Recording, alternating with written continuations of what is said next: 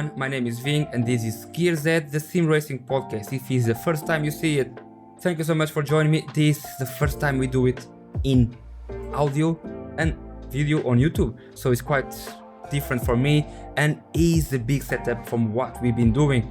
I remember I was just using this microphone and a laptop when I started doing the podcast in February and when I was feeling really sick. Slowly started getting better, but now unfortunately I will have to go back and start doing chemotherapies and all this shenanigans. But a lot of free time, a lot of people putting good things on the podcast. So we have good webcams now, we have a lot of things coming, come Rode microphones, come Rode controllers. We are expanding the podcast probably beyond what I was expecting. So it's quite nice to have you guys joining me on the first time on YouTube. And I'm going to try to release some of the older episodes as I have the video parts of talking with them. So it will be nice to have that. I will release one about Swellu, and of course I will release one with Mark Foster from when we talk about the RSR21. And we approach the final of this month where we've been talking about all rally in the sim racing world. We talk from the past to the present, from all the games that make our age. Remember, Colin McRae just made 25 years. Sega Rally is coming to the 30 years, so it's been a long time on the rally games history.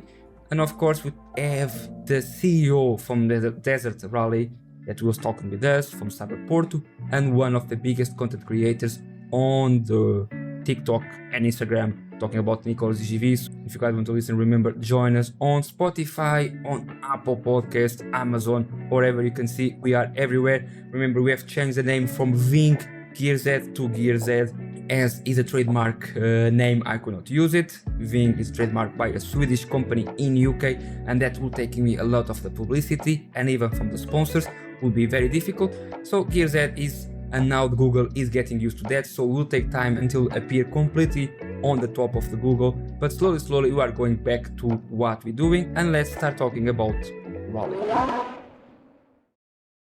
First question is, what should be the future and how games should attack the market? You have to remember that this is a very hard niche, a very expensive one, where if you want to go for the full immersion, you need to spend that cash. Remember, you have to buy a wheelbase, a proper wheel for Rally 1, setup of pedals, and if you want to go for the full immersion, shifter, H-pattern, Handbrake, motion sim rig, and VR. So you have to spend a lot of money for that.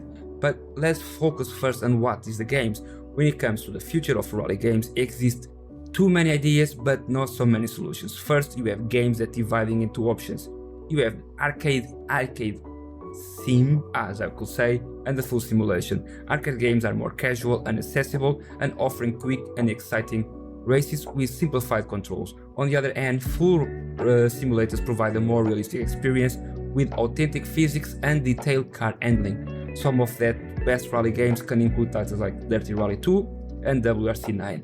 I could put 10 and the generation, but that all follow in the same chapter and qualifications. Of course, don't forget Richard Burns Rally and put Assetto Corsa in mods as a good point. These games are known for challenge your skills and push you to the limit with their realistic graphic physics and complex rally stage.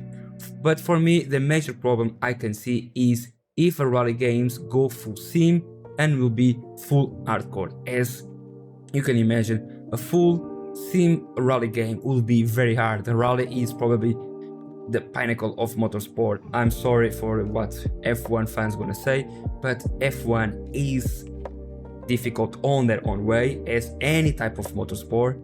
But when it comes to rally, they are a different breed, 100%. And if you're gonna have a game that's gonna be less forgiving than the other games that you see as F1, many gamers will go away and always gonna be tricked to please everyone and be full accessible. Other thing is they need to attract a wider audience. Not only is it essential that the game market is not controlled only by one company, as EA Games is having the hand in all the rally titles. And far, I think WRC need to captivate more people so they can enjoy on the real time and after move that passion to the sim racing. In global, the games are full diverse. You have the ability to race in locations from all around the world, different weather and dynamic conditions, and on the moment you can play any car in any type of surface. but I think that is enough and the rally need to captivate more the fans. So let's see what is missing and what we should do. Now is a moment that nobody likes to talk, is my affiliate links, sponsors and all that stuff. First of all, you can always join me on my card that is like a LinkedIn. LinkedIn is Simracing HQ, as you see here on the PC, and there you have all the links to all the things. You can join me on the Patreon, you know that is shared with Games with Cancer that we're doing this month, and here you have an insight of what I can give you. Not a lot of stuff, but slowly I will start incorporate a little bit more. I've been a little bit sick and I've been put a little bit on the side this one. Really sorry to everyone. And of course, you can always join my affiliate links. A lot of them, you can find them on Spotify, as you see.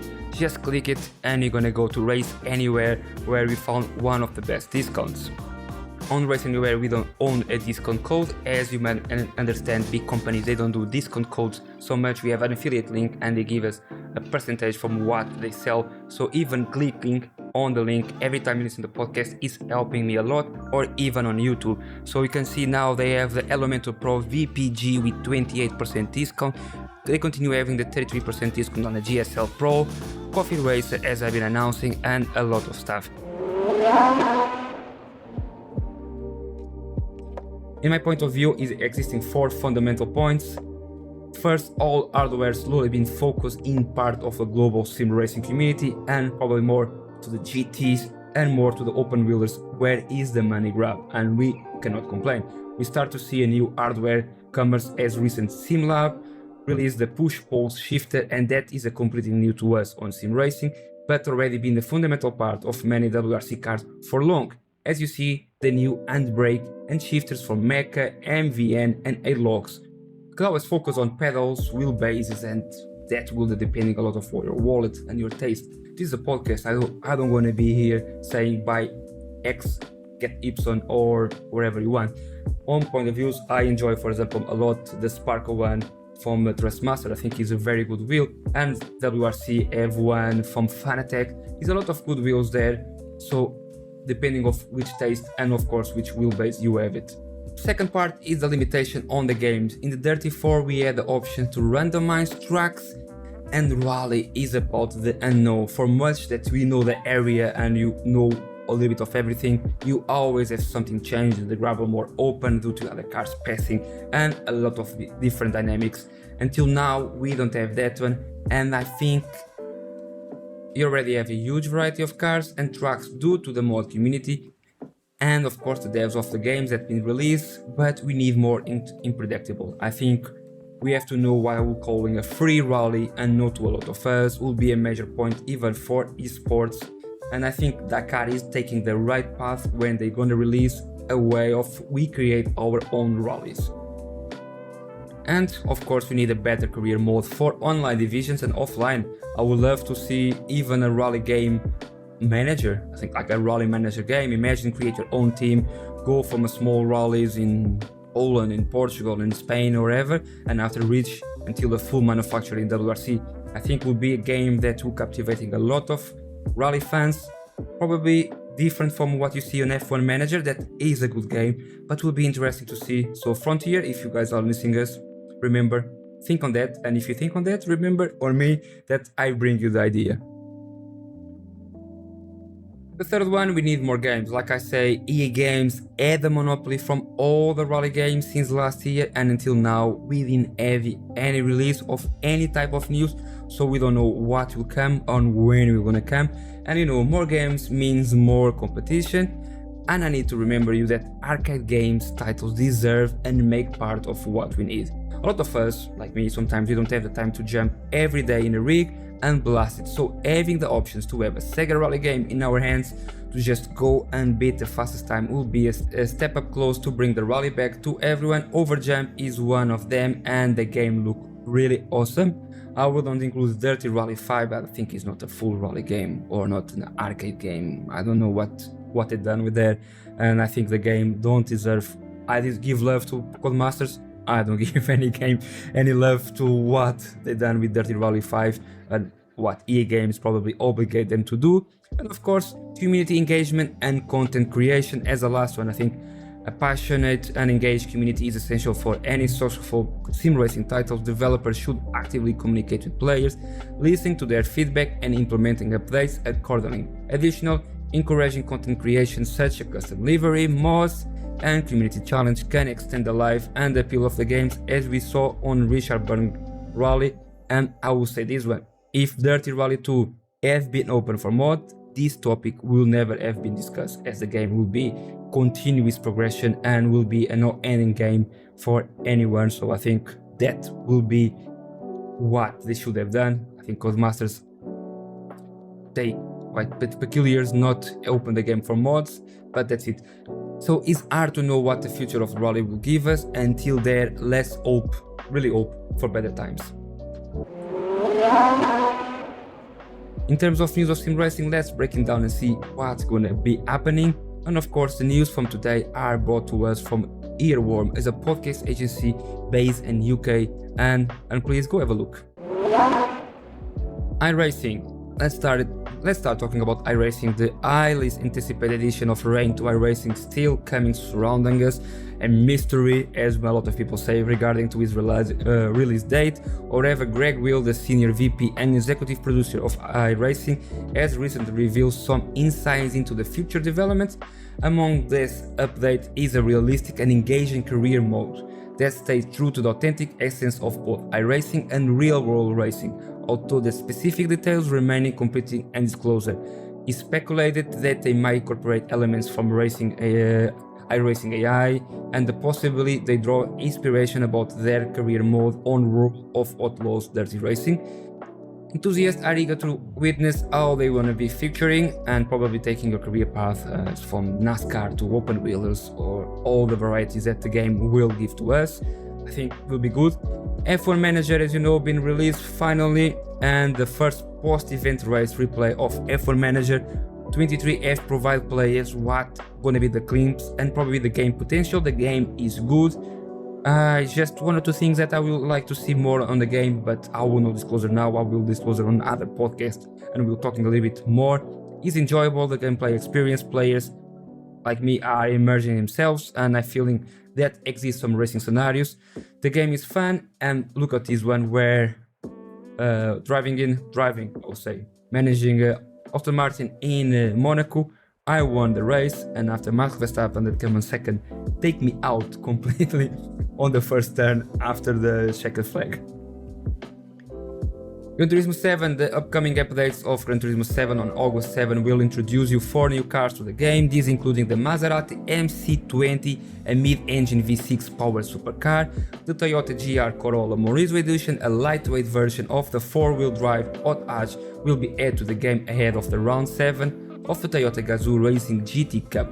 Players who participate in the TGR GT3 GT Cup online qualify rounds will receive this car as a gift on August 28. Additional, a classic Chevrolet Corvette possibility, the C1 Vet will join the game.